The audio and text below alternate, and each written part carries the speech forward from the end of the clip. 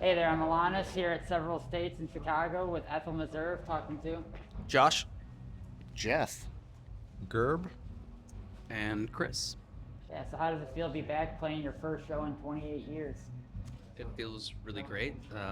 Something we've been talking about a very long time, like maybe a decade, daydreaming and trying to figure out how to make it happen. And the timing's been perfect over the last like year and a half to get together again.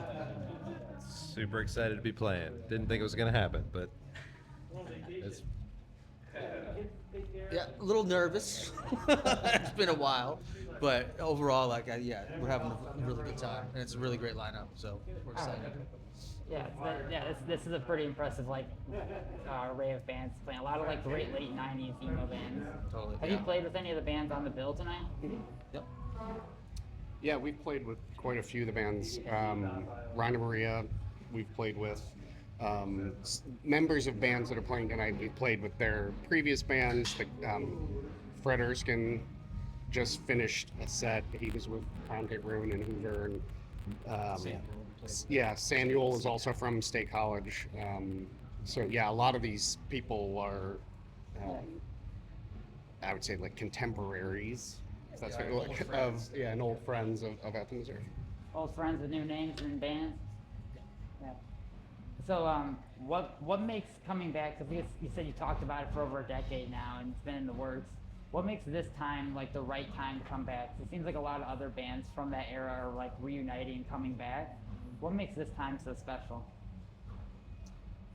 I think for us, it would probably be just our personal lives, just things coming together, timing, and just it now works. 10 years ago, everyone's lives were very different. We lived in different places. So just over time. And then, of course, it helped to find someone to work with to help reissue our music, which would make it, more sensible to try and get together because we all live in different cities and we all have different lives, families, etc. So yeah, the time is really good right now.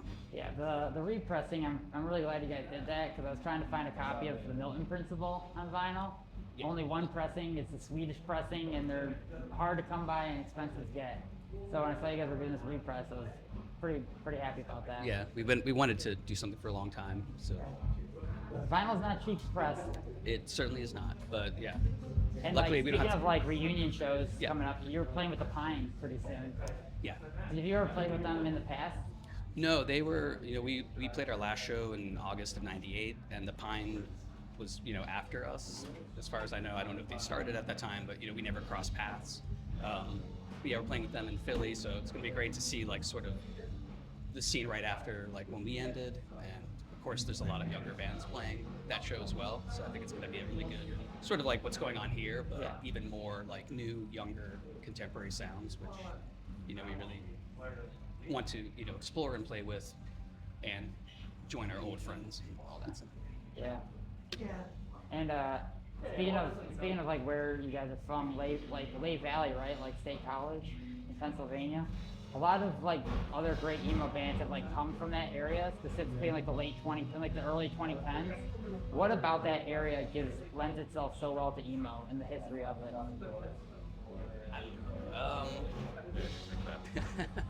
I mean, Central PA, you have a college town, or there's just not much to do. So any of those towns in that area, I think, now you have the internet. Like, we didn't really have that. Like, we were just starting to use email, but we weren't really discovering bands from the internet. It was more going to shows. So now I think kids or whoever, teenagers, college kids, can find stuff outside their cities or their towns and try to mimic that. And Okay. by 2010, I'm sure there was way more people, that were being influenced.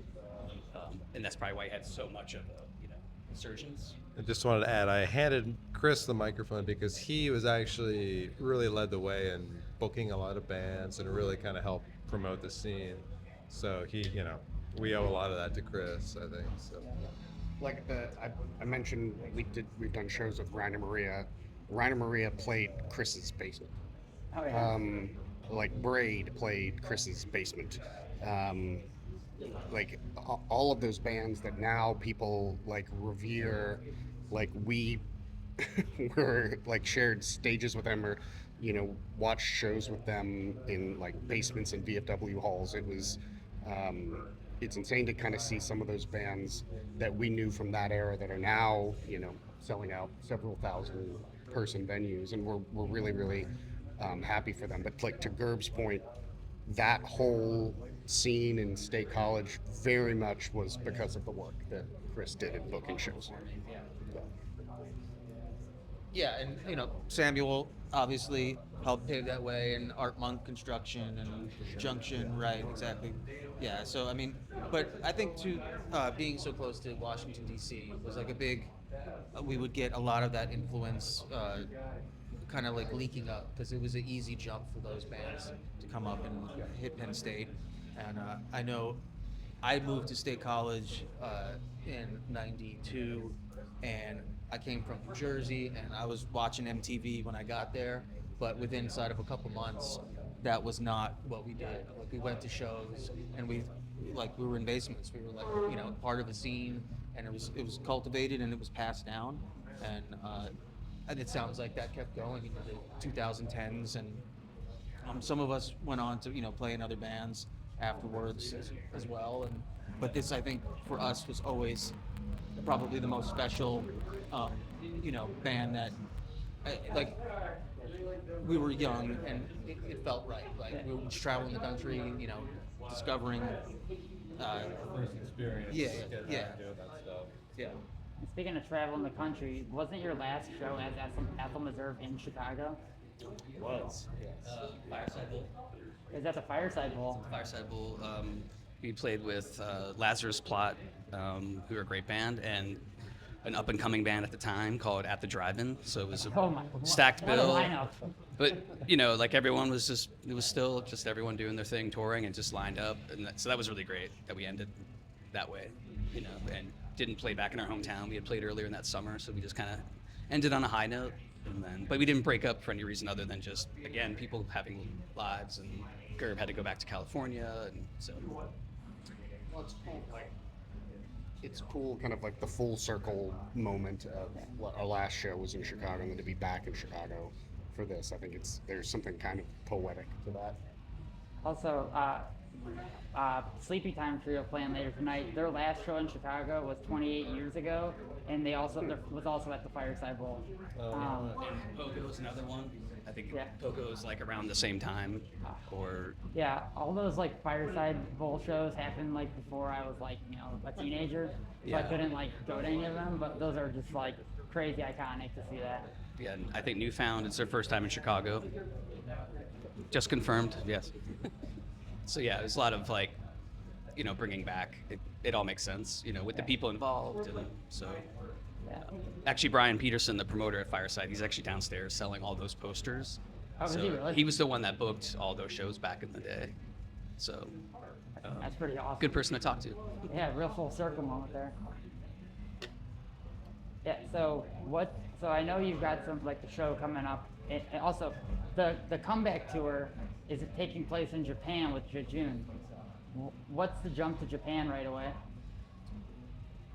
The offer, just the timing, and yeah. Oh, just that kind of came through Numero and a promoter wanting to work with us, but also wanting to package us with some other bands. So they've worked with Numero in the past, so it just kind of came together. So it's just the interest was there, but it wasn't something we were like seeking. So it's just a really nice offer, and couldn't pass it up.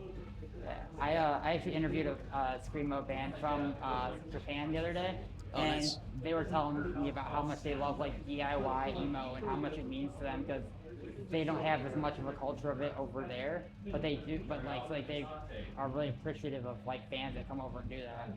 So it's like really cool to see you guys make that jump like that. Do you see Ethel Meserve carrying on from this point, or do you have another what comes next?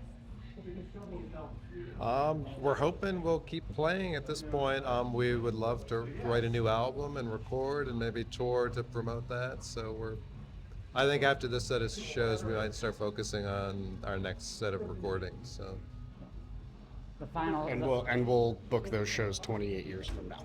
Yeah. We're kind of prepared to not do any big tours, but we'll play shows 2026 and 27 as they, because of the releases we're doing with Numero, so we'll want to support them. So we'll see what happens. Yeah. But I doubt we'll do like any crazy month-long tours, but weekend jaunts and hopefully some smaller festivals or whatever comes our way. Yeah, and I think emo's in like a really healthy state right now. There's a lot of these one-off festivals like this happening all over the place. Yeah.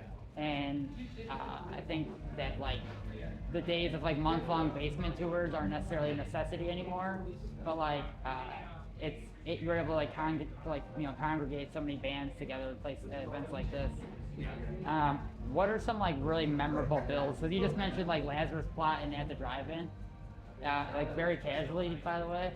Like, what are some other bands that you may like that you think like, oh, when you play with them, they may not have like immediately jumped your head, but has a kind of more legacy that carried on? I think we met like Braid and Piebald pretty early on, and got to do a lot of shows with them. Just whenever we crossed paths, and we did a couple weeks with Braid, and the Get Up Kids '97. Remember it's not like, oh, they were all amazing, but I don't know. Is there anything pop out in your head? Like, it's more just like certain times. Like we got to play with Crown Hate Ruined a bunch, like in '96, and that was like amazing. So there's a bunch of cool shows. I always think back fondly to a show in Atlanta that we did with Joan of Arc. There's a ton of shows like that with bands that at the time like we admired and loved, but now like to see what the Kinsella brothers have gone on to do. It's just amazing to have been kind of in that within kind of like orbit of that at the time. That Joan of Arc is the one Kinsella brother band that I haven't seen yet. Gonna die trying. But yeah, to kind of wrap things up, what is the Ethel Meserve song you're all most proud of? Oh, can you repeat that? I'm sorry. What is the Ethel Meserve song you're each most proud of? Oh, that's an excellent question. Probably Bladed Blues. Just felt like a real song that I don't know if I wrote it all. Gerb and I kind of forget sometimes, but just lyrically and just songing, that's special to me. Okay. I'll go with Waltz of Gibraltar. No particular reason, just like the groove. I agree. I think Belated is like the best example of what Ethel Meserve was. And mind you, like I'm the fourth bass player. I didn't write any of the songs. I'm the lucky guy that was a fan of the band and then got to join. I think, like I said, Belated is like a perfect example of when I'm telling people what the band is. I'm like, listen to that song first. But I love Paladin Tame. Again, like as a fan, that song, the drum part of the intro that Josh does, hooked me when I was 15 years old. Now I'm in the band. Yeah, I would probably also agree. Paladin Tame is my, it's the song that made us lose our first bass player. I think we've spent like over maybe 3 months, like just chiseling away at way too many parts, like in retrospect. But like overall, when I listen to it now, I'm surprised at what I thought was a good drum part at such a young age, because I don't know if I could do the same thing now, right? And it was like, it just felt like very, just inspiration, and and it was on our first 7-inch, so it meant a lot to us to get that vinyl in our hands the first time, I think, too. So just the memories. Well, hey, awesome. Thank you so much for talking. I can't wait to see you guys play tonight. Yeah.